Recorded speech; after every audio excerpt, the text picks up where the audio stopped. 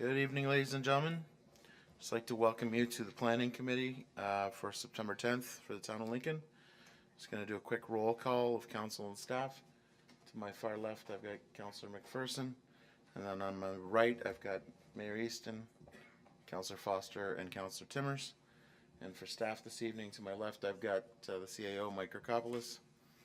In the back row, from furthest to closest, I've got Paul Deaney, who's our Economic Development Officer. Got Matt Bruder, who's our Associate Director of Planning and Development. I've got Kathleen Dale, who's our Director of Planning and Development. And I've got Walter Neubauer, who's our Manager of Technical Services. In the gallery, we have a couple of IT folks this evening. John Brown, who's the Manager of IT Services, and Matt Guadagnolo, who's our Help Desk Analyst. Any members this evening wish to make any changes to the order of the agenda? Seeing none. Are there any conflicts of interest this evening? Seeing none. First thing we're going to do this evening is our public hearings. It's the public hearing section of the planning agenda. Planning Act requires in section 3412 that before passing a draft plan of subdivision or zoning bylaw amendment application, council must hold at least one public meeting for the purpose of informing the public in respect of the amendment. The purpose of the public meeting is to receive comments and consider questions from the public regarding a zoning bylaw amendment application by Art and Tanya Groneveld. We stress that at this point, no decision has been made on the aforementioned, and council will take any comments received into account in their consideration of these items. Planning Act in section 3414.1, the council advised the public and that the local planning appeal tribunal has the power to dismiss an appeal if an appellant has not provided council with oral submissions at a public meeting or written submissions before any amendment to the zoning bylaw or draft plan of subdivision is adopted. If you wish to be notified of the adoption of the amendment, you must make a written request to the town's clerk. There is an attendance list over by the door, which we would ask all present to sign if you wish to be notified of council's decision. Members of the public are reminded to give their name and their address when they speak. And please spell your last name for the clerk. If approved by council, a notice of the item's passing will be circulated with an appeal period. Our first public hearing this evening is for the purposes of a zoning bylaw amendment, application PLZBA 2018-0125. The subject lands possess a lot area of 1,012 square meters, 10,897 square feet, and are currently vacant. Surrounding land uses primarily consist of single detached dwellings and a mix of commercial and industrial use properties in proximity.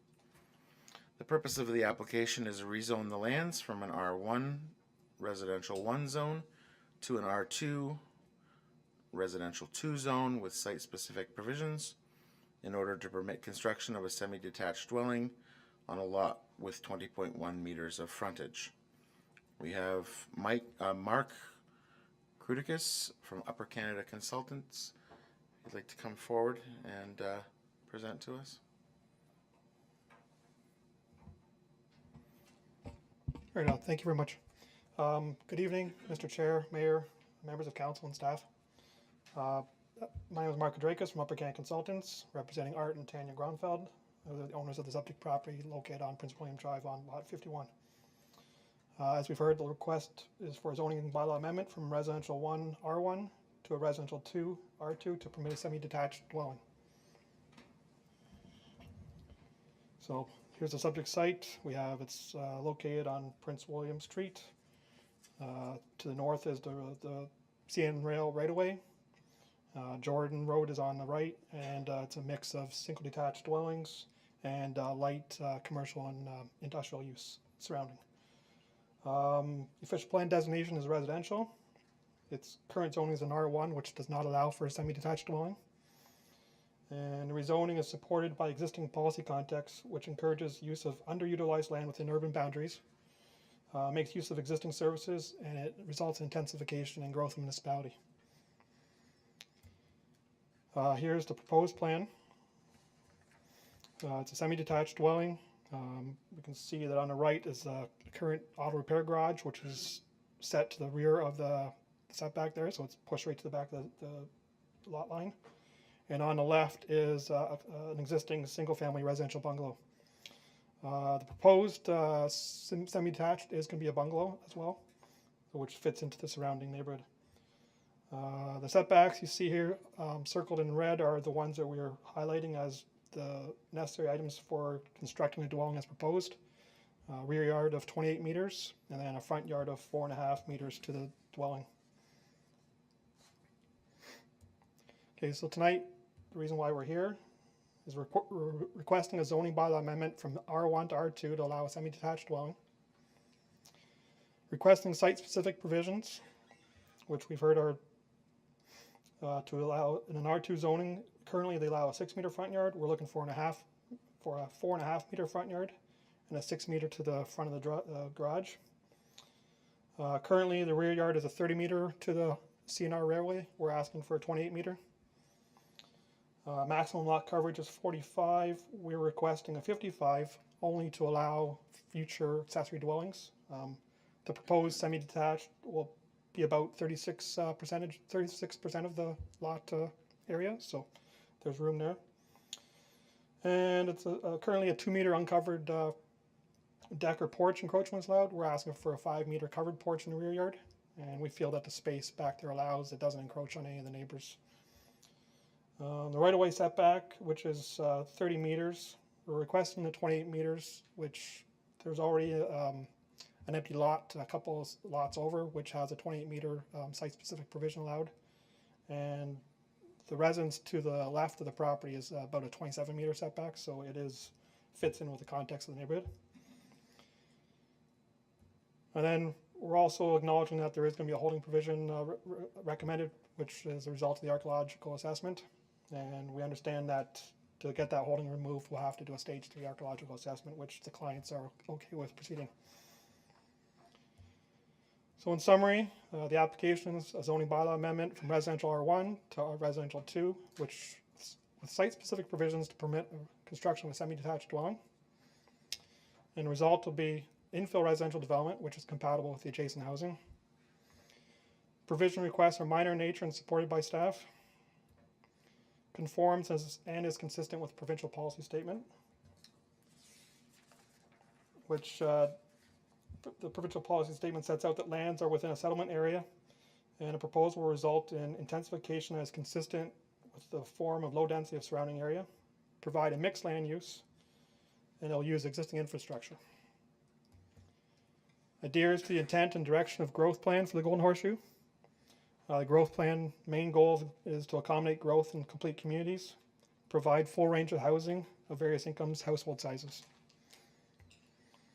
And it does not conflict with the policies or direction of the regional official plan and aligns with the Town of Lincoln official plan, which they both state that they're within an urban built area, and the Lincoln official plan predominantly low density, and it encourages single detached, semi-detached duplex and townhouses as being low density.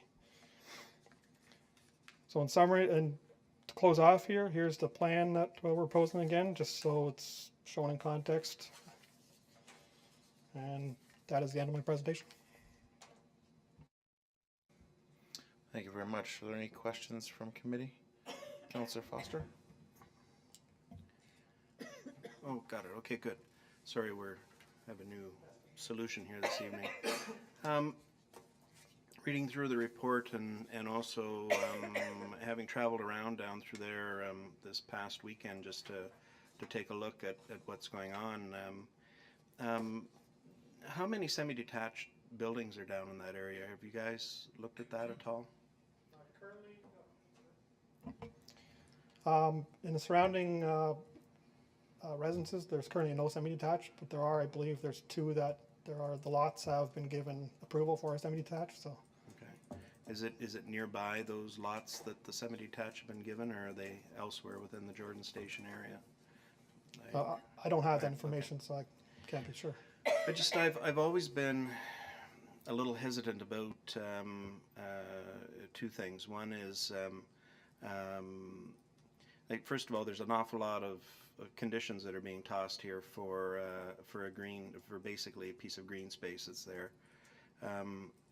So I don't particularly like that at the best of times. But secondly, I'm really unclear as to whether or not this really fits with the character of that particular area. I mean, yes, there's commercial and sort of quasi-industrial applications that are nearby as well, but I don't know, what is this just more or less trying to maximize the profit off of the property, or is this is there other rationale with this? Do you know? Please go ahead. Generally, the area is a mixed use, and it is in kind of transition. You can see there's newer development going. The trend now is, and the province mandates that for intensification and to get the maximum use of the land. The trend is semi-detached in most municipalities. So. Okay, thank you. Thank you, Councillor. Anybody else? Councillor McPherson? Am I on? Yeah, you're on. Go All ahead. right.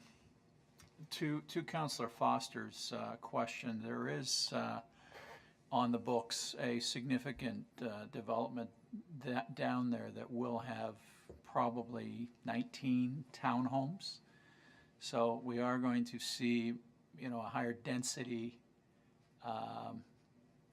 that has been approved coming into play down there. So I see where you're going with it, but and we do want it to fit. I mean, it is a piece of our community that is pretty unique. So we want it to fit, but there is precedent here. So just a comment. Thank you. Any other? Go ahead, Councillor Timmers. You need to turn your mic on, Councillor Timmers. Thank you. Okay, thank you, Chair Thompson. I just had a question regarding the lot. You said it was a auto repair business beside to the right-hand side of the building lot. Is that, you said it was an auto repair? Correct.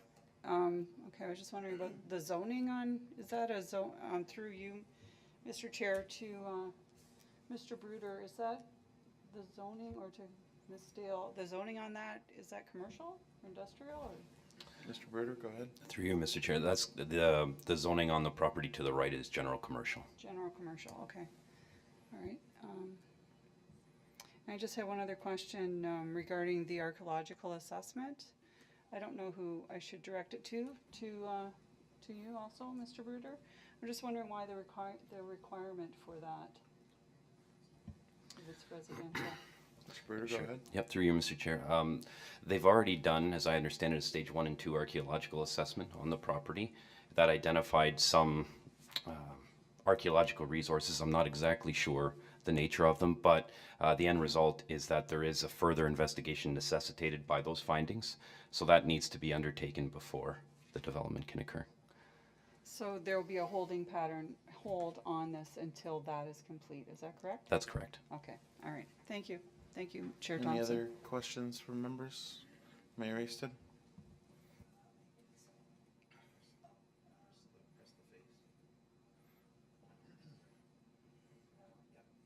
Sorry. You don't need to move it. Apologies. It'll get you. It'll get me. Okay, Mr. Chairman, my question is is related to page 13 under the definitions of and context of delineated built-up area.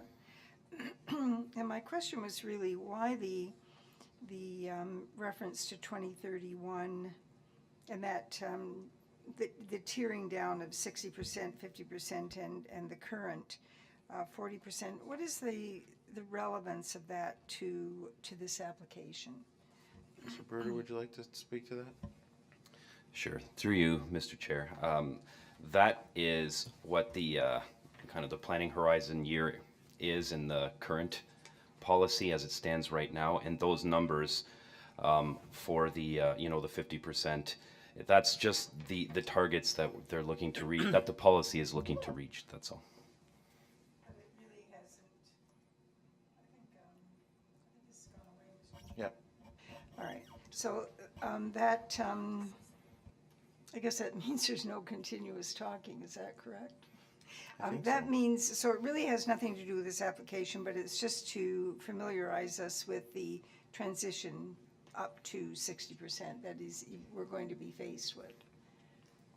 Go ahead, Mr. Bruder. Yeah, that's correct. That's the goal within, the built-up area as a whole, not just obviously specific to the property. Okay, so as a committee then, should we interpret that, knowing that this is on the horizon, does that in an indirect way instruct us to move with the times? Or I'm not really sure where to put this information so that it's relevant. Mr. Bruder? If I may, I think really the intent is just to, by referencing that in policy, that's just to make the point that, we do need to see some level of residential intensification within our built-up area specifically.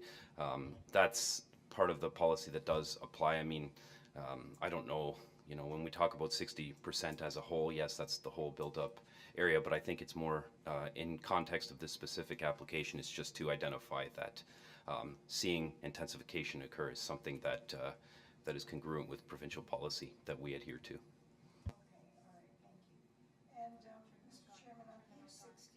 Madam Mayor? On page 16, under Planning and Development Staff, in reference to the archaeological assessment, since we are going through this recital on a regular basis with properties, I'm interested to know what is meant by the Euro-Canadian site. Mr. Bruder? Yeah, through you, Mr. Chair, I'm not exactly sure. I think that can probably entail quite a wide variety of archaeological resources. I'd have to consult with perhaps the archaeologist that did the assessment and then get back to you. Unfortunately, I'm not sure. Mr. Chairman, I would just say that maybe as a point of enriching our knowledge about what's gone on here in the past, that it would be nice to have that inclusion. Then we would feel that there is some value to the inconvenience that is going on at the moment. I can always Google this, but I would appreciate having that as part of the report. Thank you very much, Mr. Chairman. Thank you, Madam Mayor. In fact, I have a question through to Mr. Bruder. So they've gone through stages 1 and 2 of the archaeological, and we're proposing putting an H holding provision on the application. If the archaeological drags on like it sometimes does, is this going to cause the applicant to have to come back and re-deal with that?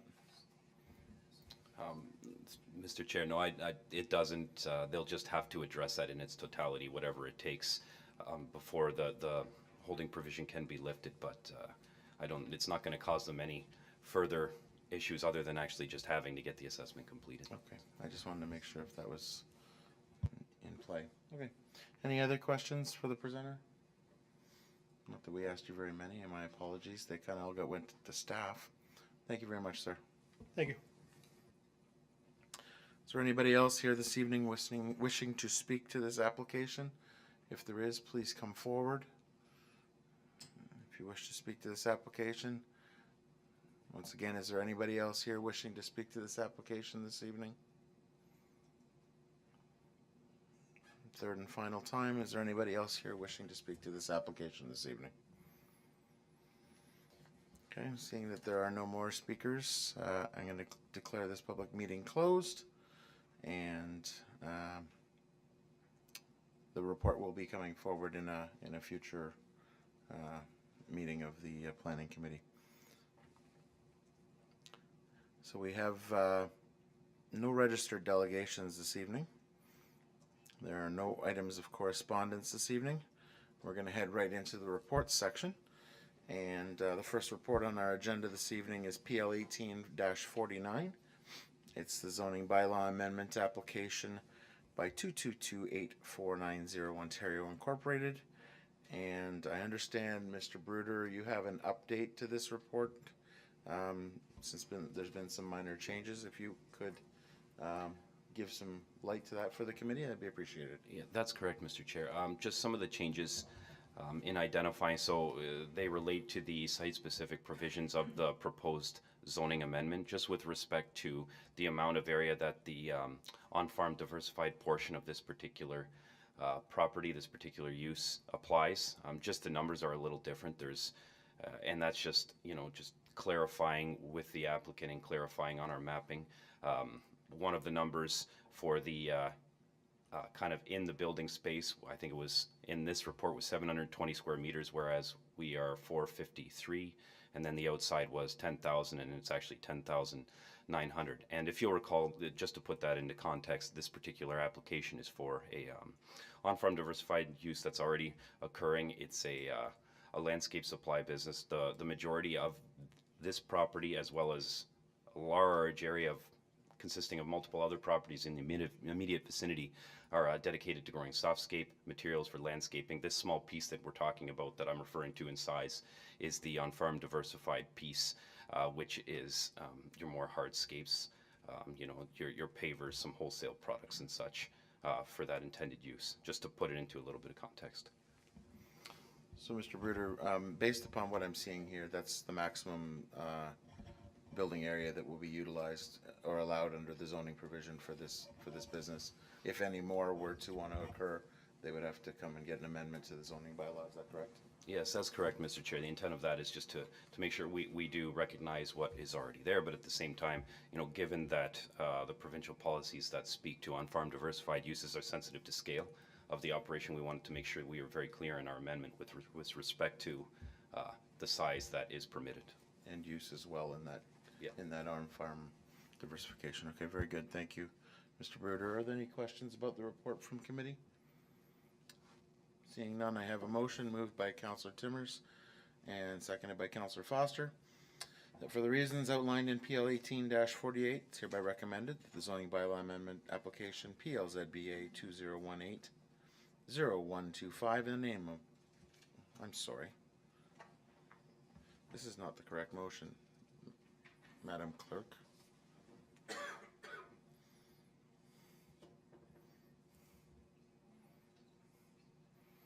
For some reason, I have a motion saying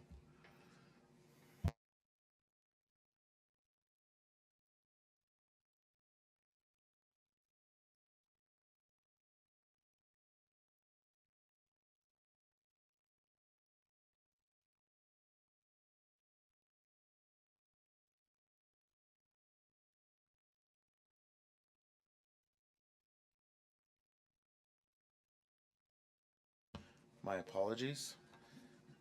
You just gave me back the same motion, Madam Clerk.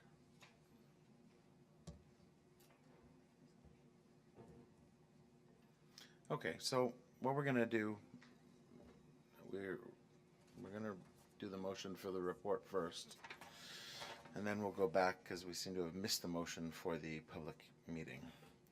So this motion is moved by Councillor Foster and seconded by Councillor Timmers. That for reasons outlined in PL 18-49, it's hereby recommended that the zoning bylaw amendment application PLZBA 2018-0086 in the name of 2228490 Ontario Incorporated Maple Leaf Nurseries be approved and presented to council for approval subject to the following conditions. A, that the applicant has obtained a change of use permit from the building department, and B, that prior to obtaining a change of use permit, the applicant has submitted development charges payable in accordance with the region and town development charge bylaws. Any questions to the motion? Committee, your pleasure on the motion? The motion is carried. Okay, that pen doesn't work for that. Thank you. I'm just going to backtrack a moment here, committee, with regards to the public meeting. Motion moved by Councillor Timmers, seconded by Councillor Foster. For reasons outlined in PL 1848, it is recommended that the zoning bylaw amendment application PLZBA 2018-0125 in the name of Art and Tanya Grunenfeld be received for information, and the recommendation report be prepared once all comments have been received and the issues have been addressed. Committee's pleasure on that motion? Thank you. Motion is carried.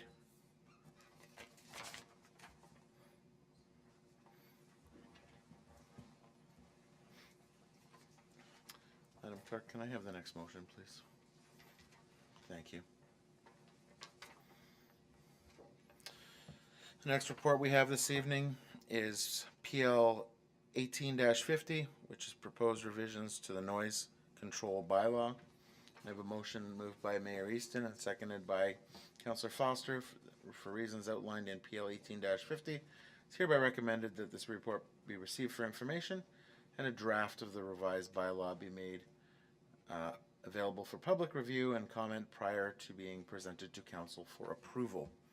Are there any questions to the report? Mr. CAO, you want to speak to the report? Through you, Mr. Chairman, I will begin and make some comments and then turn it over to Associate Director Bruder, should he have anything additional to add.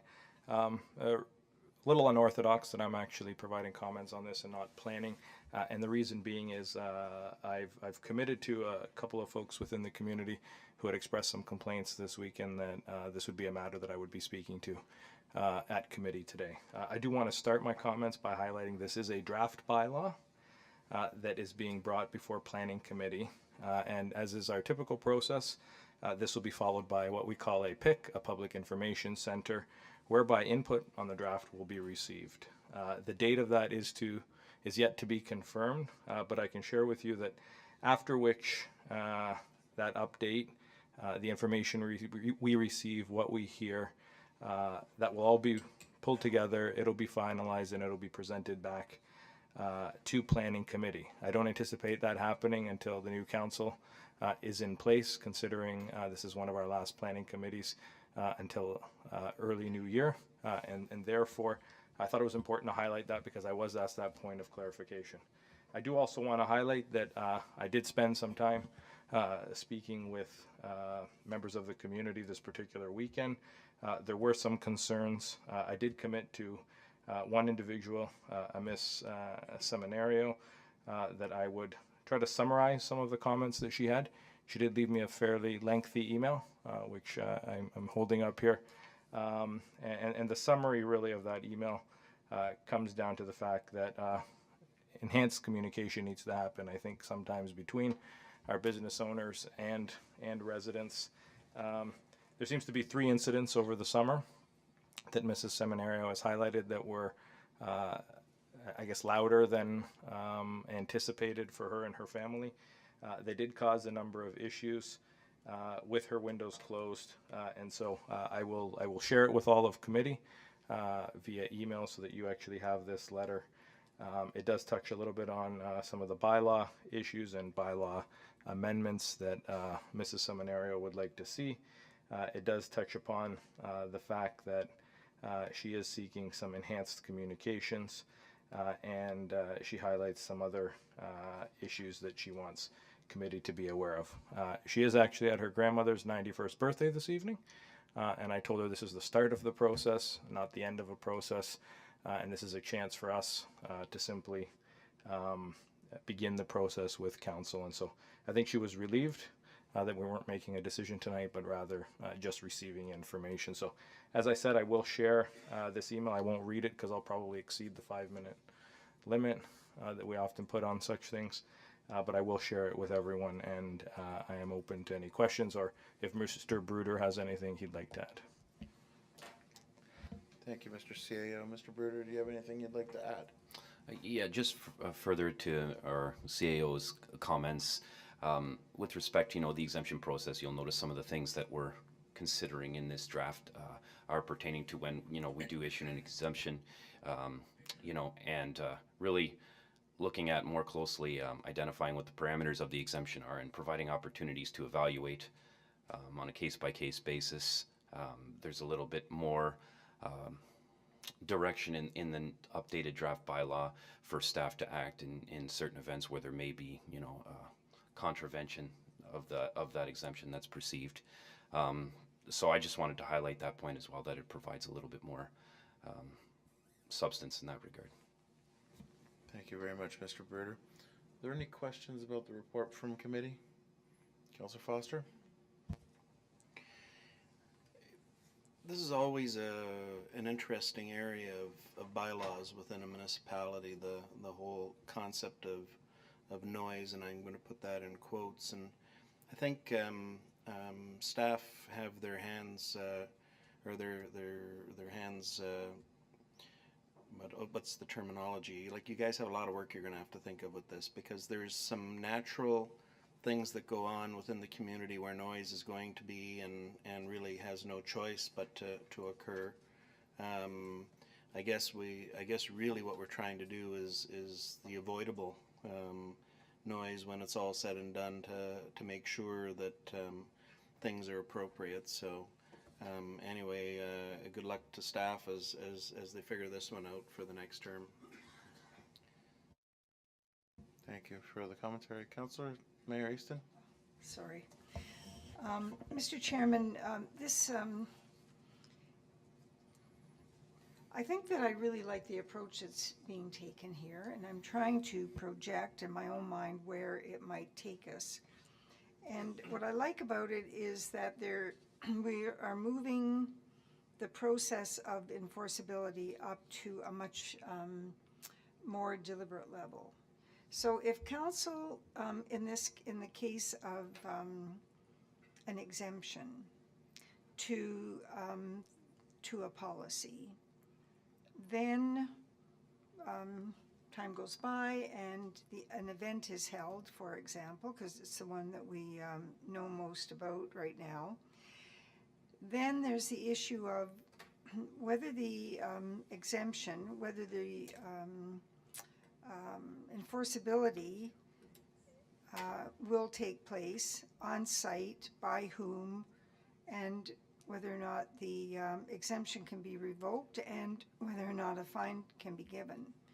So when I got to the end of reading this for the second time, I began to ask myself the question about whether or not it would be necessary for a council to have a special event permit any longer, given that the process, those elements of the special event permit are all being handled through other mechanisms. And we've also delegated the authority.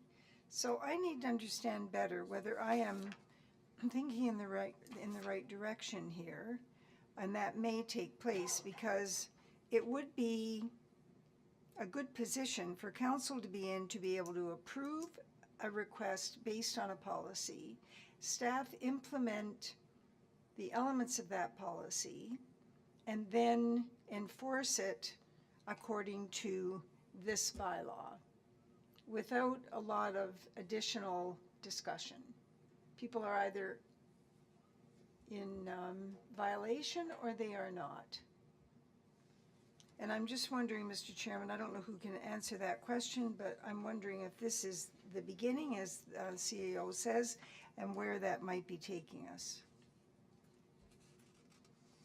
Mr. CAO, would you like to comment on Sure. Through you, Mr. Chairman, I think to the mayor's point, how I see this evolving is once the noise bylaw, I think, is put in place and we receive the consultation, you could see us look at the special events policy and framework, and that actually should simplify itself. I still do think in some way, notwithstanding I think what the industry is telling us, some need for that coordination aspect that the special event policy or framework plays is essential. So whether that be the pulling together of agencies, I think what we need to look at is thresholds and what's appropriate. The special event policy as it sits, I believe, has a 150 person threshold currently. I think we need to look at what's required, what the type of event is. But I could see once we address the noise issue, because that is the one that we often hear the most about, that it will simplify the special event policy as well. And I think we will continue to be fluid as we look at these policies and as they all come into conformance with, I think, more modern operations. But at the same time, cognizant of what our community wants and also feels is appropriate. So it's about, I think, managing the stakeholders, the various stakeholders, whether that be our business community or our residents who are living, I think, in conjunction and next to each other in a lot of cases. And so how do we strike that balance? But to your question, I could see the special event policy becoming far less onerous and being streamlined even more. Mr. Chairman, also, the issue of enforceability.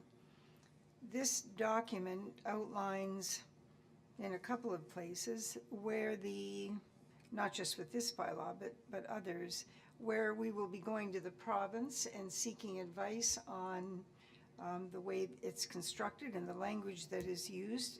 I'm just wanting to check now to make sure that's the case, so that if there is an issue where there are fines and possibly arguments over whether or not there was a violation or not, we will know as a council that this will hold up in court or in a hearing of some sort. Is that the goal?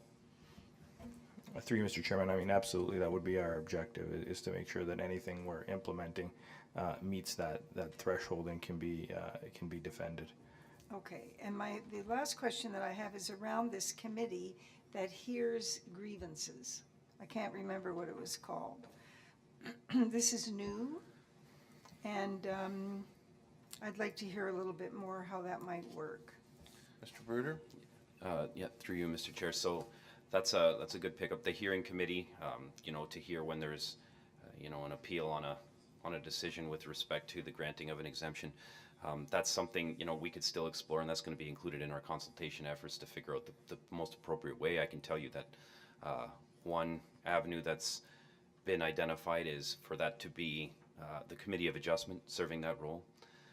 It could be a potential avenue there. I mean, this is still something that we'll be looking at in further detail, but I know the Committee of Adjustment also could stand to, and they do in other places here as well, to look at issues pertaining to property standards as well. So there is some continuity in that approach. That's very helpful, Mr. Chairman. I think that this is a very, very, I really like this policy a lot. It has levels of complexity to it that really surprised me. So I think the staff have really done a good job in investigating this. I hope that it will bring a very high level of objectivity to the work we're doing, because I think that's what the community deserves. And with the level of enforcement that we have now, hopefully things will start to settle down a bit. Thank you. Thank you, Madam Mayor. Mr. CEO? Through you, Mr. Chairman, I mean, I think the only closing comment, subject to any other questions committee may have, and I think this is something both you as chair and previous chair Foster have highlighted, is our goal is here to residents is not to create any needless red tape. Our goal is to make things simpler for people, to make it easier to understand, and if and where possible, to make sure that we're protecting both the interests of businesses, residents, and the municipality. Thank you. Councillor Foster? Thank you, Mr. Chair. I just, I know maybe it's a little off topic with this, but I want to harken back to both the CAO's comments and where the mayor was going with the special events policy. And I think using the term onerous is an unfortunate choice of terms that was used with that, because there's nothing onerous within this whatsoever. The whole policy was designed in order to do a couple of things. One, for sure, is to make sure that the municipality knows when major events are going on of some variety, and that's always been a weak link in the communications within this municipality for a long time. Just because it's going through and discussing the various bylaws that people are subject to, I don't think really is a problem. And let's not also forget too that this thing evolved from, I guess, maybe a half-baked attempt back 2 terms ago to go and try and resolve a problem that was going on with the policies around tents and stuff like that as well. So there's good reasons why it's there, and I really do think that we need to give it time to do what it's supposed to do, and that is really give the municipality a strong vehicle to make sure things are good within this type of an area. So thank you. Thank you, Councillor. Anyone else with questions or comments? Seeing none, I've read the motion, councillors. Your pleasure on the motion? The motion is carried. Thank you.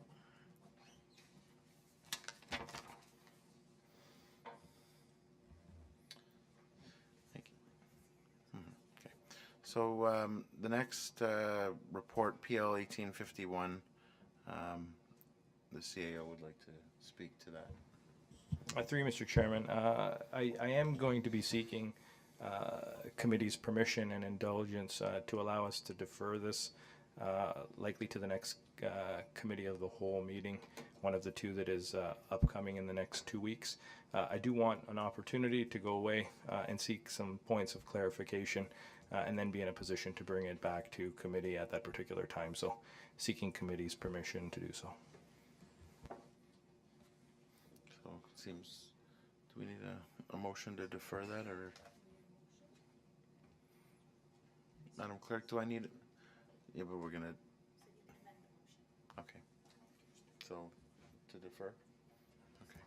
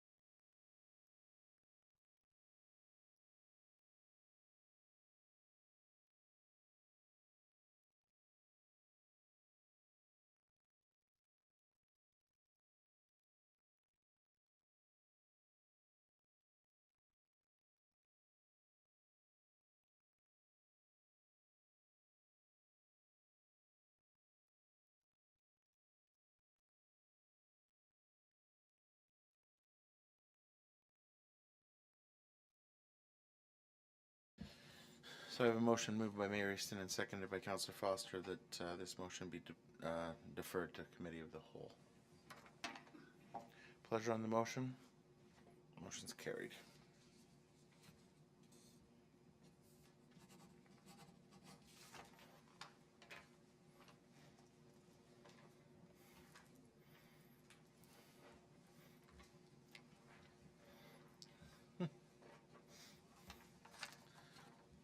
So the next report on our agenda this evening is PL 18-52.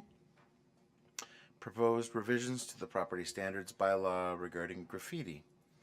I have a motion moved by Councillor McPherson and seconded by Councillor Timmers that for reasons outlined in PL 18-52, it's hereby recommended that the bylaw number 18-50, being a bylaw to provide the maintenance of land in the town, known as the Clean Yards bylaw, be repealed and replaced with a new Clean Yards bylaw as outlined in Appendix A and be presented to Council for approval. Are there any questions to the report this evening on this?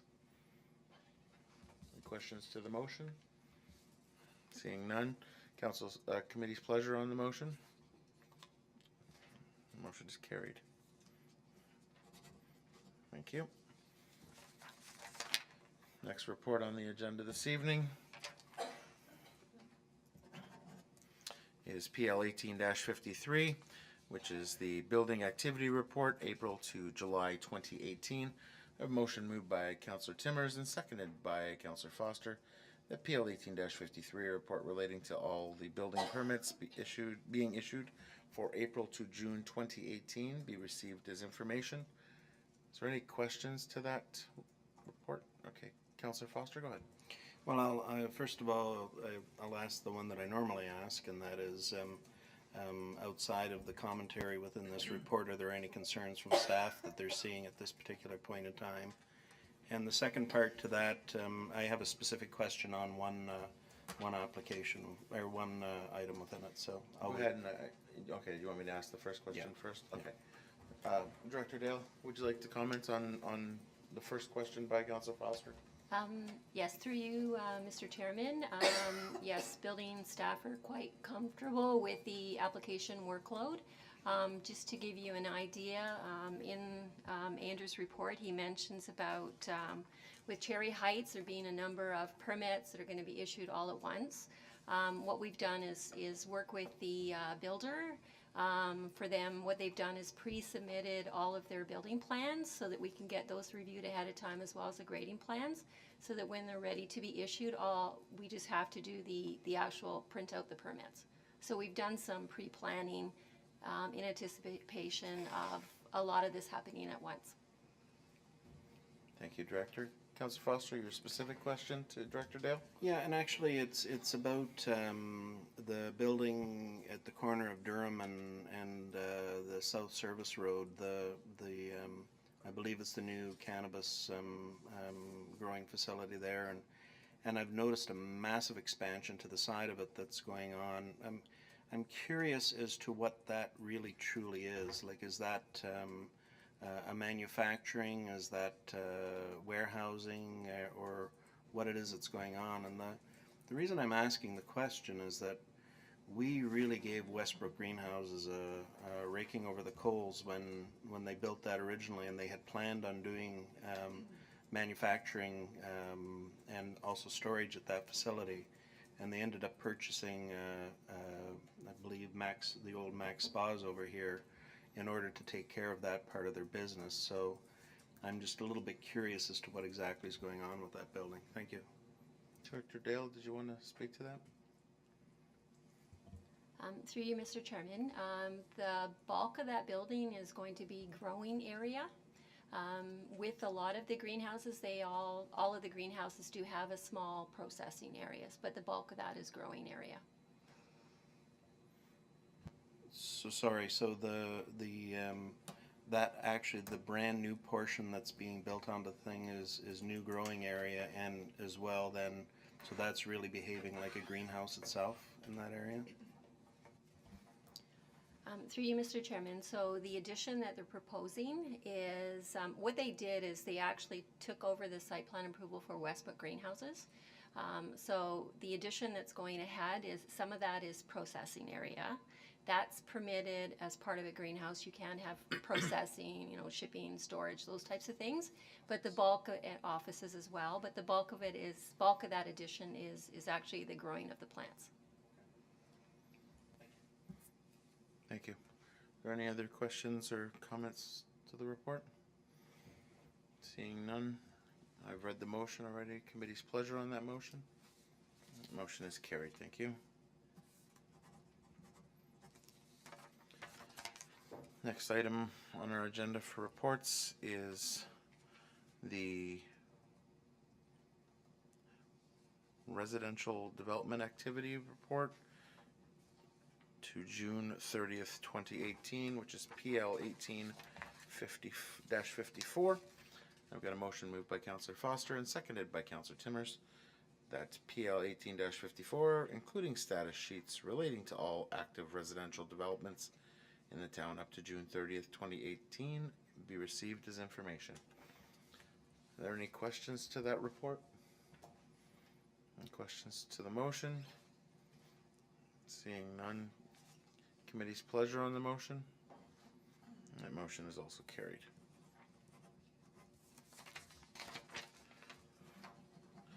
Next item on our report section is PL 18-55, subdivision agreement for Lincoln Estates.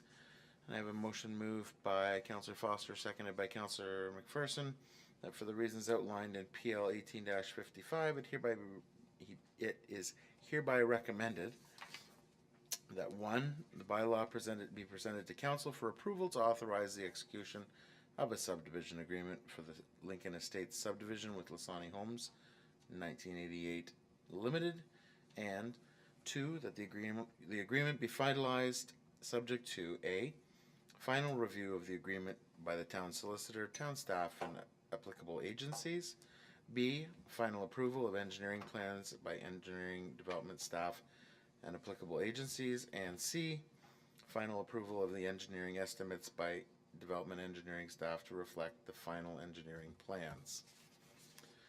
Are there any questions from committee on this report? Seeing none, are there any questions to the motion? Committee's pleasure on the motion?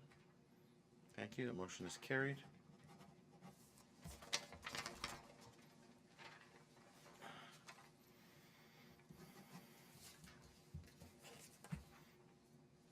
Next report on the agenda is PL 1856, subdivision agreement, Vista Ridge Phase 1.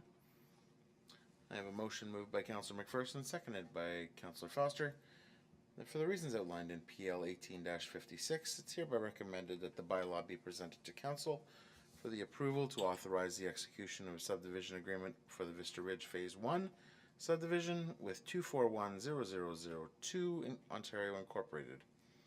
And 2, the agreement be finalized subject to final review of the agreement by the town solicitor, town staff, and applicable agencies.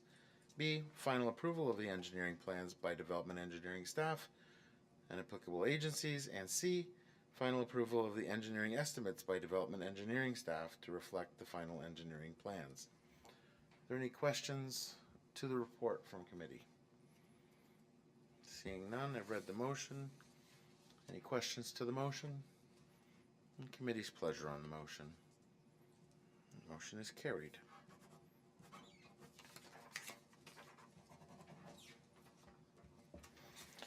Next report on the agenda is PL 18-57, and it is the delegation of authority for community improvement plan applications.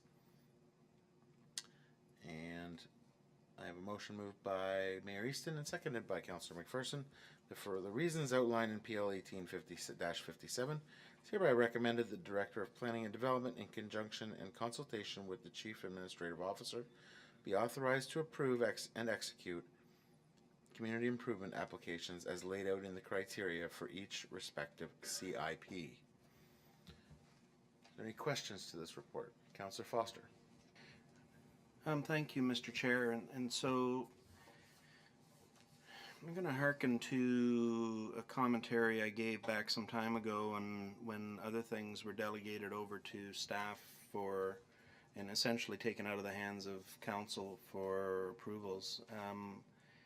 This is one of these areas that's really quite critical to the community. We have been pushing CIPs for a long time.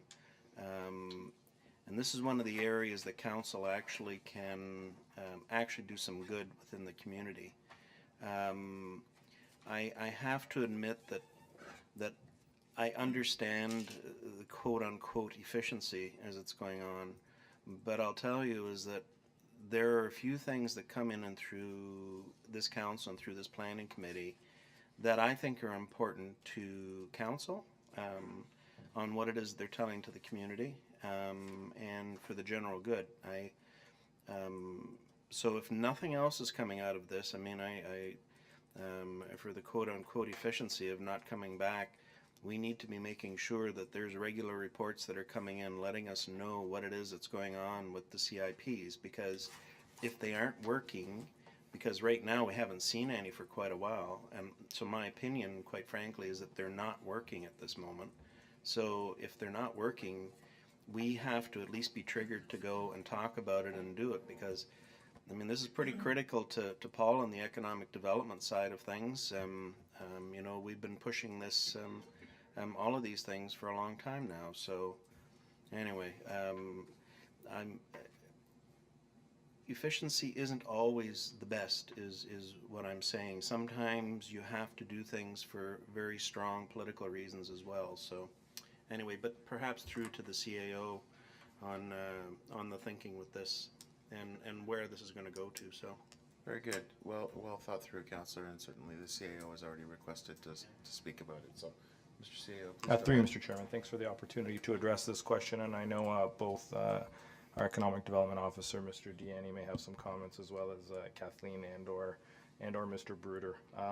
I think the councillor is correct, and I do want to provide the clarification that, notwithstanding the report piece of it, which often takes us a number of months to process, each and every time we administer one of these particular CIP grants, that bylaw, that affirming bylaw will be coming to committee, and so committee will have an understanding of what we're approving, when and how. That also doesn't predispose us from coming should Mr. Deanny or any of our planning staff identify that, you know, over the last number of months we haven't seen any pickup and we require amendments to those particular CIPs.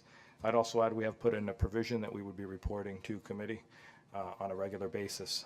We can accelerate that or decelerate how often we update committees should you require that. That can happen on a biannual or quarterly basis. So I think the removal of the report piece, which often takes anywhere, depending on the cycle, from 2 months to 3 or 4 months, has been the piece that has been removed, and that is staff's recommendation. But the ability to come to committee and us to provide you updates is still there and has been worked into this. And so the bylaw still will be before you. But again, Mr. Deanne or Mr. Bruder and Ms. Dale may have some comments. Mr. Deanne, would you like to continue the Yeah, comments? yes, thank you, Chair. Through you to the committee. It is my pleasure to sort of speak in favor of this report this evening. I think over the course of the number of months as we've been engaging our economic development strategy, in particular around a small business roundtable that we had, the individuals in the room indicated the need for speed when it comes to development applications. They make their business decisions sometimes, hours, days, if not weeks. In terms of the need to get feedback back. So this is all about business expediting, which our economic development strategy has a whole section on, and I look forward to debating that on the discussing that on the 19th. But at the end of the day, this is about providing continuity and speed of service to our business community. In regards to the comment about the lack of pickup when it comes to our CIP applications, I am going to turn it over to Director Dale about that, because we actually have a number of those in the pipeline. Okay, if I might, Director, before we go into that, I think maybe Councilor McPherson has a question that interjects in the middle of this conversation. So please go ahead, Councilor. Does it just go on? It's on. Oh, I am on. Okay. You guys project very well over there. Tell you, it sounds great. So, so my comments around this are, I like it. I like eliminating red tape. I think it's quicker, it's faster, I appreciate Councillor Foster's comments. That we need to have an oversee of what's being spent. And I also definitely agree that we're not getting pickup on the CIPs, and we've got an issue there outside of this process. We need to really look at our CIPs and make them more attractive, I think, in getting some uptake. But I really see this as a efficiency and an eliminating of red tape and being more open for business, if you will. I like the trust factor in that the decisions that are being made at the staff level are good decisions, and if we're getting a report on them on a regular basis, that's good with me. So. I like what we're doing here, and I would, in our economic development strategy, I think we are going to talk CIPs, and we are going to look at what we've got, and obviously they're not working, so we need to get them working. So, just some comments, no question, Mr. Chair. Thank you. Okay, Councilor Foster. If you actually press the button while the other councillor is talking, It goes greeny, it and lets then, me know that yeah. you're wanting to comment. So Well, we're all having challenges with it tonight. So I'm not. yeah, I I'm know good. you're not. Technologically, way ahead of the rest of us. I just want to comment on Councillor McPherson's comment. I don't think there's ever been a question of not trusting staff on any of these things. So. And it's certainly, I'm not trying to imply in any way, shape, or form that there has to be this massive oversight piece that's going on. What I'm concerned about is when I see $240,000 sitting within this report that hasn't been used. I'm concerned about portions of the CIPs that are there that perhaps maybe we should be using that we're not using. And I'm thinking that council really needs to have a strong say in some of those things. Like it's, I think we're doing boy, I don't want to do a rah-rah thing, but I think we're doing a tremendously good job in economic development.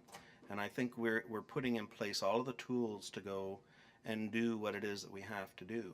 It's just, I really truly think that and even with the CIPs, we have developed those so that there's all sorts of tool sets within that we aren't using. Okay, like, we've turned on 3 or 4 out of 11 or 12 differing potential things. So anyway, I don't want council in the future to lose sight of the fact that sometimes you have to, as a council, even change tack a little bit just to make sure that that we're doing with this what we really expect to do. Because right now, you know, I'm hearing in the background here, there's a few things that are coming through, but there really hasn't been, and so, like, for some time now. So we really truly need to have this behaving in the future. Thank you, Councillor. I agree with you. Kathleen, would you like to make some more comments, or make some comments? Sorry. Yes, through you, Mr. Chairman.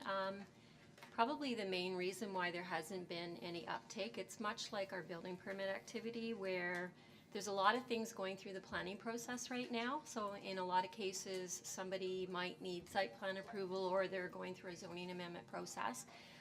So you don't actually see the uptake in the community improvement plan applications till a little bit later on in the process. Right now, we do have 4 what I would call major applications in. There's a apartment site, a couple, I think 2 or 3 mixed use, actually 3 mixed use proposals. Queen Street, King Street, Serena, and I'm trying to think of the other street within Lincoln Square. So there are 4 major applications that are actually in the works right now that are under review by staff. So there actually will be quite a bit of uptake in some of the funds that have been set aside for community improvement plan applications shortly. Very good. Thank you very much, Director Dale. Mayor Easton, you had your light is on, so please go ahead. Mr. Chairman, I bring some information on this in relation to what is happening at the region and some changes in policy direction that the staff are recommending around CIPs, but also in terms of some of the community funding that has been available. Report, right?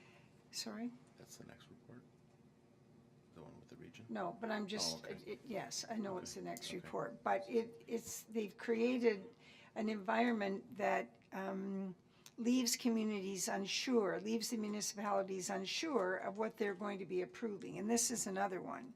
So I can support this motion, but I just want to make a point about how we're evolving here, because I think that what Councillor Foster said is quite accurate.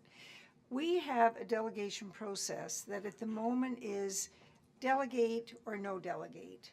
It doesn't really fine-tune it to say, okay, these are the limitations, this is the dials on the process and the progress, and so this is how we're going to know what's going on. So when things aren't happening, and this can happen in any department, and the staff are the only ones judging about what comes forward and what doesn't. I think you've all seen that I get quite twitchy about this because I don't like to not know about what's going on. So I don't have a problem with delegation, but I like it even better when it has parameters. And I think that we'll get there, but we're not there yet. But in this particular case, it is fairly low risk. It's just a matter of we all want to be able to appreciate how well things are working, and we'd like to proactively be thinking about what we need to do to change them. So it also goes along with new positions, approving new positions, and then investing in baseline information that's going to help you move forward. You want all this in place, and it's great. It's exactly what we should be doing. It is responsible management. But I also want to hear on a regular basis, you know, when you find out that you're going to have a transportation master plan and it's going to take 2 years, whatever these programs are, they take a long time, you don't get any updates, and you think, well, what is happening? What was the point of the investment? So I think this falls into the same situation. I don't have a problem, as I said, approving it, but I really will be looking forward to the structure that goes around, that goes along with delegation, because I think it's going to be so important for us to move in that direction. Thank you.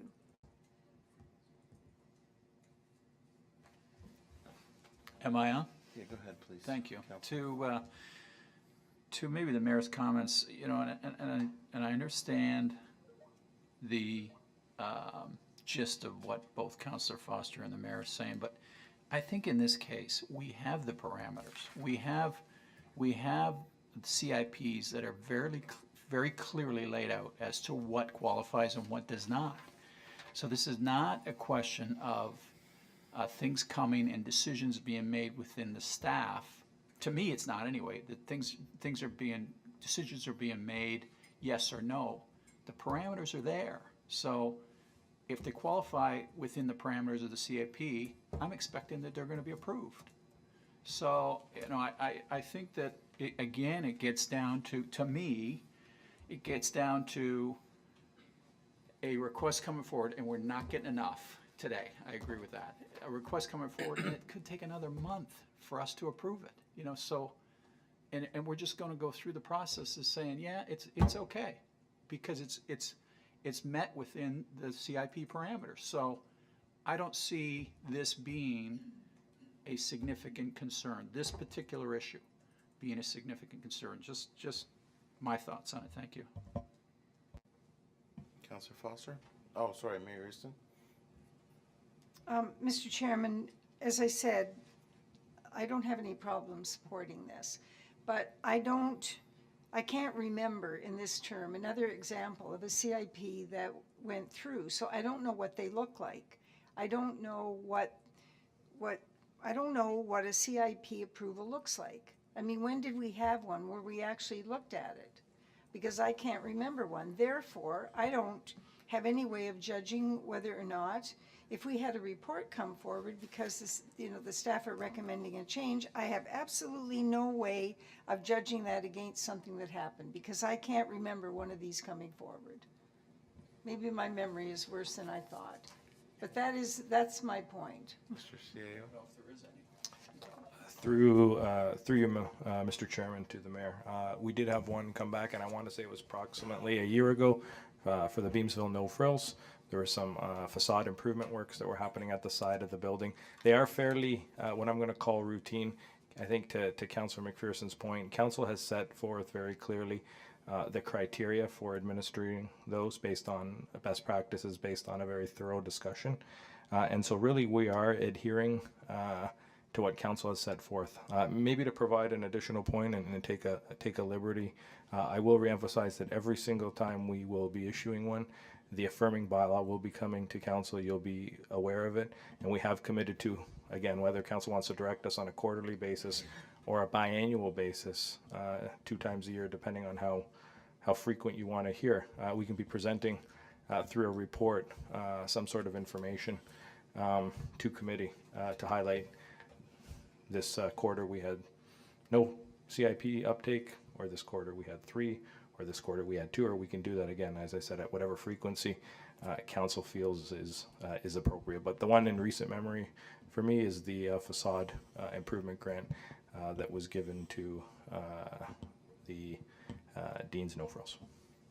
Thank you, Mr. CAO. Certainly maybe something like a building status update report or a residential report coming from the planning committee might be either a quarterly or a biannually thing, just so that we know how many are being put into the funnel and where we are in the funnel with those processes, perhaps. So I did the flashy thing. Yep, now it's you're on good to here. go. So, I don't often say this, but the mayor is sometimes brilliant. Okay, and actually it answers my question as well on some of these things. Like the problem is that and knowing what the CIP requests are coming, and I can already tell you that the piece from DeSantis is not going to be a minor amount that's coming into play. The CIP grants that were put in place, or what was going in place for the development of those restaurants and stuff like that up at the top, was not an insignificant amount of money. We're the ones that control the money within this municipality. Sorry, but it's not staff. I mean, like if we're going to be going and making certain decisions that's going to cost the municipality $200,000, $300,000, $400,000 worth of things over the next number of years, geez, guys, I think you need to be the ones that are actually having final say on this stuff, because it is not an insignificant amount in some of these situations. So, thank you. Thank you. Councillor Timmers? Thank you, Chair Thompson. Well, I'm not really sure how to follow that now, those comments from Councillor Foster. I support this move, and I'm satisfied as long as we're having the reports coming back regularly so that we know what's being approved and what's not, and I'm good with that. As far as Councillor Foster's last comments, I don't know if maybe someone could elaborate on that, the costs involved. Are we going to have a say on the costs that are being spent? Or is that, I believe that's part of the parameters that we That's part of originally it. set out for what Okay. is allocated to CIPs, but am I incorrect or on that, Kathleen? Through you, Mr. Chairman, each of the CIPs has different programs. So when those CIPs were approved, those parameters with all the criteria for each of the respective types of CIPs were approved by committee and council at that time. Some of them, they range from facade improvement up to development charge reductions, tax increment financing. So some of the dollar amounts are small, some of the dollar amounts will be conceivably higher. Okay, Councillor Foster? Am I, wait a minute, sorry. no, wait. No. I got my Councillor red light McPherson. on, right? So I'm next. You got it. Go ahead. And thank you, Kathleen. That's exactly my point. We argue these things when we set up the CIPs. That's when we talk about them. My point is, why are we talking about them again? I understand and completely agree we need a report, but let's not hash them over again. Let's talk about them when we set up the CIPs and understand the dollars that are involved. So, we're going to beat this thing to death, but that's the time to me when council gets involved. After that, we've handed the staff a CIP. Go encourage people to participate, and then let's see the reports. Pretty straightforward to me. I have a Go ahead, reply to that. Councillor. Just, and I love your passion, Paul. The reality on this too is that there's two parts to a CIP. Number one, we have policy on how it's going to be implemented. Number two, it's a budget decision on the amount of money that is set aside to work with CIPs. So just be warned that if there's a significant amount of money that is going to be going into this as it's going along, like staff just don't have a blank check to go and do these things. This is a complete budget process that has to go through. You every year have to decide the amount of money that's going to go towards CIP programs, period. So that's the second part to this. So just be cautious. That's the only thing that I'm trying to say out of this. So I think I'm on again. And completely understand that, Councillor Foster, and I think we're on the same page. I think we are. I think we are on the same page, and I think we agree that we have fundamental issues with getting uptake on the CIPs. We don't have a problem in spending today because we're not spending anything on them, right? So if we are fortunate enough to get to a point where CIP requests are exceeding the budget, we need to talk. That's what we need to talk. So we are in agreement, I think. Okay, thank you. Mr. CAO, what do you do? Sure. And through you, Mr. Chairman, I think now I have to say actually less than I was going to say, because I think both councillors have, I think, highlighted the important issue here, and that is, while we do have a little over $200,000 in our CIPs, as we become more successful in our economic development efforts, you will see us come back to you, and you will see us on a yearly basis look at what is appropriate, what's required there. I think about a development like Prudhome's, and if some of those more higher order, smarter Niagara kind of growth thresholds are met, and we do deem it appropriate to provide additional incentives. Those are things we're going to have to look at and figure out how we fund. We are going to be having this conversation on a yearly basis in terms of funding, and or sooner than that, should we become, I think, as I highlighted earlier, successful in our economic development efforts, and we're definitely heading in that direction. I'd also add there will be another opportunity to look at incentives when we hear back, and I was going to save some of this, and I will save some of it for the next report.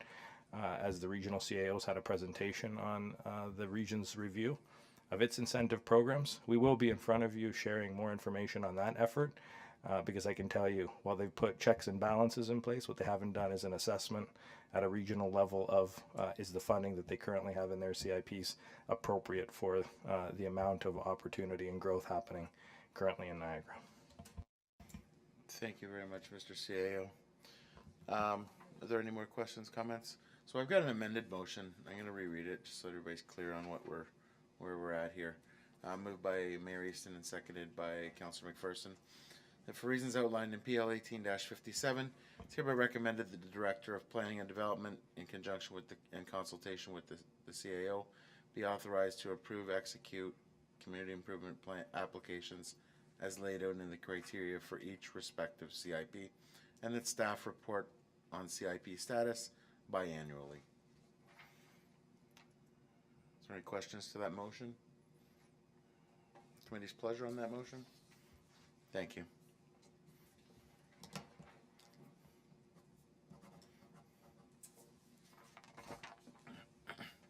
Thank you. It was a very good discussion. I was glad to hear that. That's good. And all very good and very good point by everybody, actually. And Councillor, the next. We need a break. Okay, there'll be no breaks here. So the next report we have on our agenda this evening is an information update on proposed changes to the regional incentive programs. There was an error noted in the agenda. Staff have made mention of it, and the motion that I'm going to be reading you momentarily will be just to receive this report as information. Clerks, along with the planning folks, will fix the errors and get this report back to us with a new report number moving forward. So I have a motion moved by Councillor McPherson and seconded by Councillor Foster that the information update proposed changes to the regional incentive programs be received as information. And is there any comments or questions about the report from committee?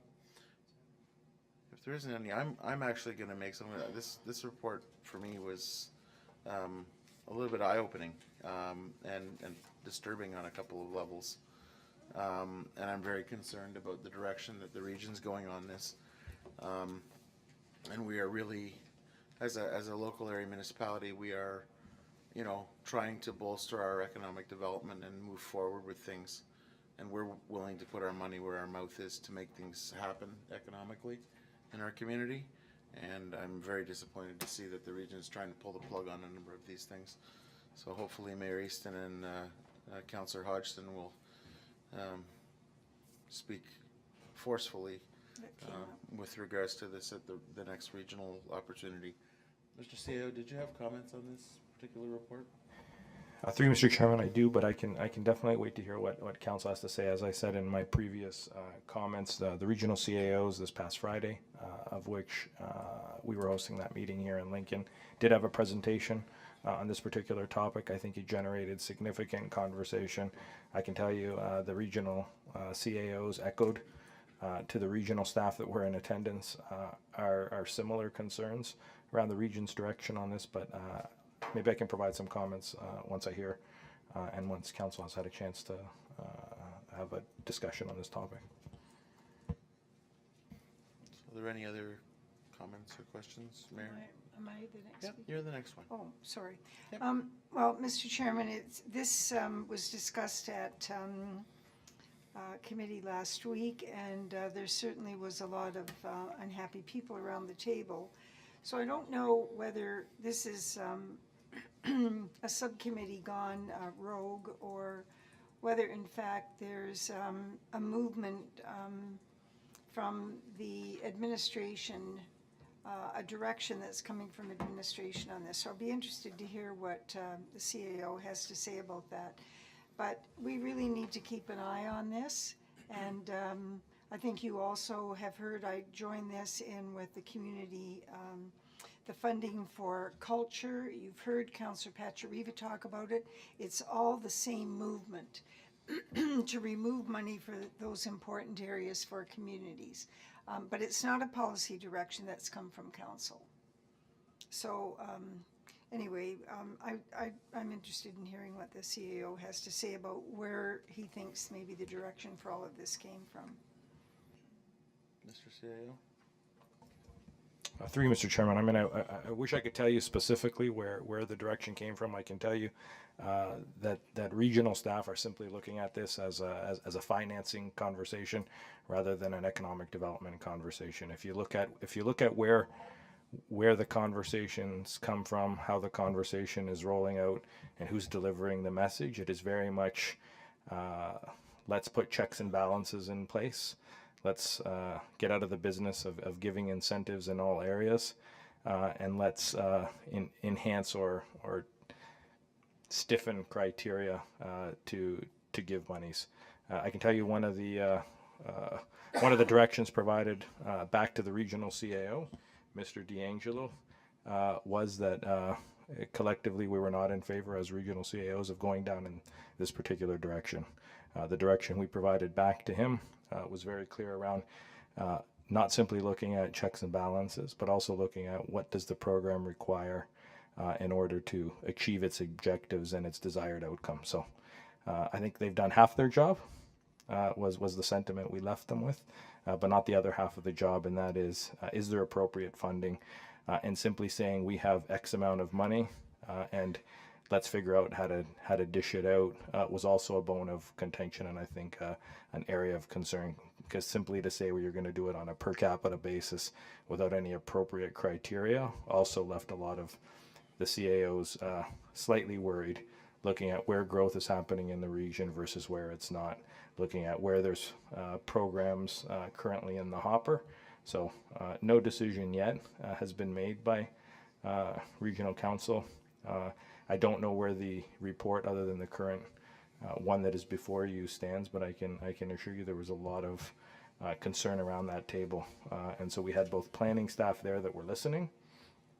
From a regional perspective, didn't offer much, but we're definitely listening to the comments they heard, and so I think if regional council decides to simply keep the funding at the existing level, I think the next big challenge will be how that money is being, I think, shared with local area municipalities in a fair way, and I think that's the next biggest concern. So, is it appropriately funded? Was a bigger concern, followed by if it isn't appropriately funded and stays the way it is, which projects qualify, and how do you do that in a fair way? We in the West are growing. Collectively in the West have a number of projects that have already counted on these monies and have worked into their own pro forma in terms of looking at possible outcomes. And so I think there's significant concern coming definitely from St. Catharines, Niagara Falls, and the West municipalities. Thank you, Mr. CAO. Are there any other comments from committee members? Yeah. Councillor Foster? Didn't flash anything. So just to follow along with the CAO's comments, you know, there's been a lot of changes have gone on within this province, to say the very least. And one of the big changes, of course, at the provincial level is, you know, the uploading that has gone on for the last number of years, which I believe this year is the last year that we have seen uploading. And no disrespect to the region, but they've hidden some pretty significant increases within their budget processes, even though I'm kind of finding some humor in some of the councillors who are running again saying, gee, we had 1.4%. You probably should add the other 6.5%, 7%, 8%, or 9% that's been uploaded to the province, but hey, that's politics. The reality is that all the chickens are coming home to roost with this, and so the reality is the region is going to be looking like crazy to cut spending where they can. And the other thing too is the provincial government has come into play saying efficiencies. Gosh, what do efficiencies mean? Well, I happened to be on council last time when efficiencies meant that the cuts were coming down to municipalities while they were at it. So this is going to be a fascinating next couple of years for anybody who's going to be on any one of these councils. And I don't blame the region for starting to look at where they're going to have to start cutting to make things go, but I think this is a bad area to be cutting. I think it's one of the few areas that actually is working. So I know Port Colborne, I mean, it's done wonders for the downtown of Port Colborne, you know, and it's not like Lincoln. We're a have area. Port Colborne is not. So, you know, like some of these things are working. So anyway, thanks. Sorry, just looking for lights. I'm going to be like this all the time now. I'm going to add a couple cents to this conversation again, you know, on top of my first little preamble. Not only have we invested in the CIP programs in our communities, but we've also invested in our economic development officers. And to throw some of this stuff to the wind is also going to have an impact on that.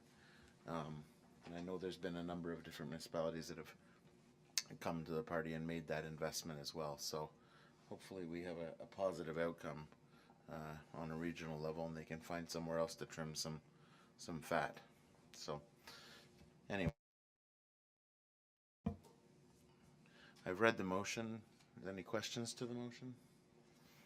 Committee's pleasure on the motion? The motion's carried.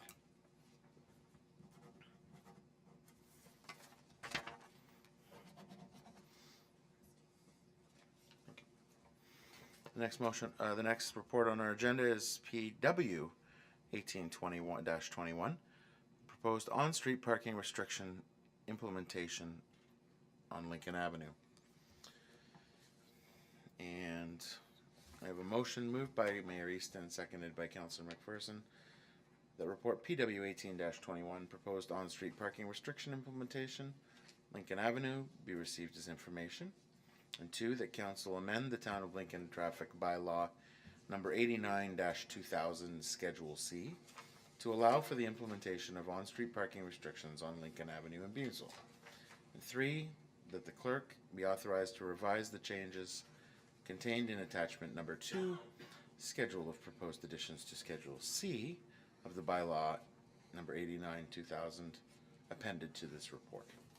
Are there any questions from committee on this report? I see one from Councillor Foster. Yeah, just I'm really happy we're seeing 2 Public Works reports come through here, because a Public Works meeting is a happy meeting. You know, you go into it and we're doing such wonderful things like, you know, buying trucks or you know making things safer in the community and stuff like that. Whereas planning is, well, you know, kind of dry and nasty and stuff like that, and we always say no to people, right? Councillor. But what's that? It's not the case? No. Oh, okay. Anyway, that comes from 18 years on planning.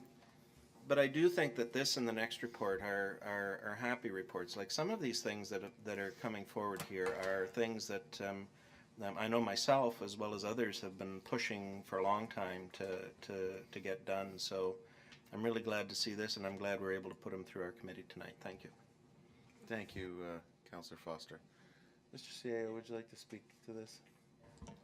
Through Mr. Chairman, I think the only comment that I would make is really to commend Walter, who was smiling at your comment, Councillor, because I think he enjoys going to Public Works where it's all pleasant and everybody is happy. Definitely 2 reports that have been generated from significant public, I'm going to say public feedback.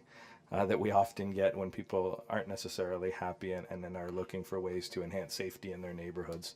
And kudos to Walter, especially, who has been on site a number of times, who has tried to come up with solutions that stay core to the principles of the technical, both limitations and criteria we need to meet, but at the same time, trying to understand what are the concerns residents have in such a way. So I think, as you highlighted, and I thank you for that, Councillor Foster, both these reports from a Public Works perspective, I think, look to put in place some provisions that address some long-standing issues.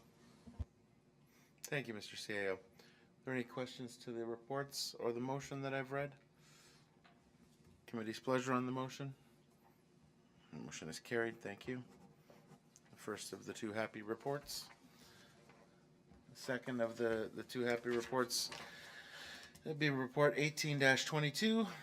And I got a motion moved by Councillor McPherson and seconded by Councillor Foster. That report PW 18-22 and all-way stop control at Garden Gate Terrace and Drake Avenue be received as information. And 2, that council amend the Town of Lincoln bylaw number 89-2000, 89-28, reschedule P to establish all-way stop control at Garden Gate Terrace and Drake Avenue as per attachment number 1 on this report. And that the Director of Corporate Services clerk be authorized to prepare the appropriate bylaw amendment. Are there any questions from committee on the report? Yes, Councillor Foster. This is a happier report, and I'm really pleased that we're moving forward with this. And I want to thank through to Walter and through the Public Works staff for taking up this issue. I also appreciate the mayor getting involved with this one as well. This is a subdivision area that has had a number of issues. This particular street really needs to have traffic calming measures going into place.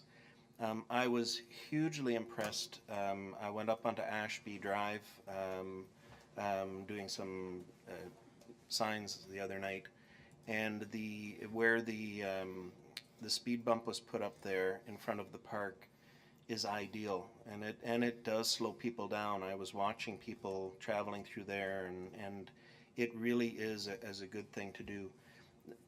You know, I've heard loud and clear over the last number of years when we've talked about multi-way stops and stuff like that, that it might not be a panacea, but at least it's one part of a bigger set of issues with it. And I look forward to seeing the next steps, particularly in this subdivision, as we move forward.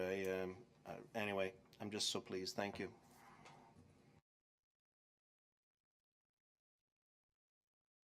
Thank you, Councillor. Seeing no other lights on, I call the question on this motion.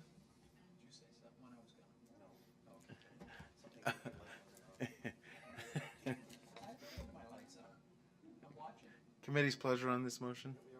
I didn't see this side. I'm sorry. My apologies. Thank you. I need a mirror on both sides, obviously. Okay.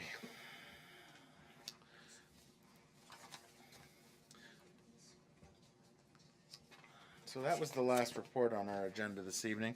All the motions from this evening's meeting will be presented to Council for final approval at its meeting of September 17th, 2018. Following Council approval and the enactment of any bylaws that may be necessary, the town's decision will be complete and notice will be issued in accordance with the Planning Act. Are there any councillor inquiries this evening? Are there any notices of motion this evening? Are there any announcements this evening?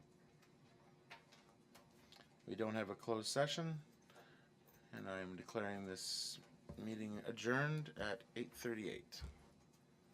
Thank you.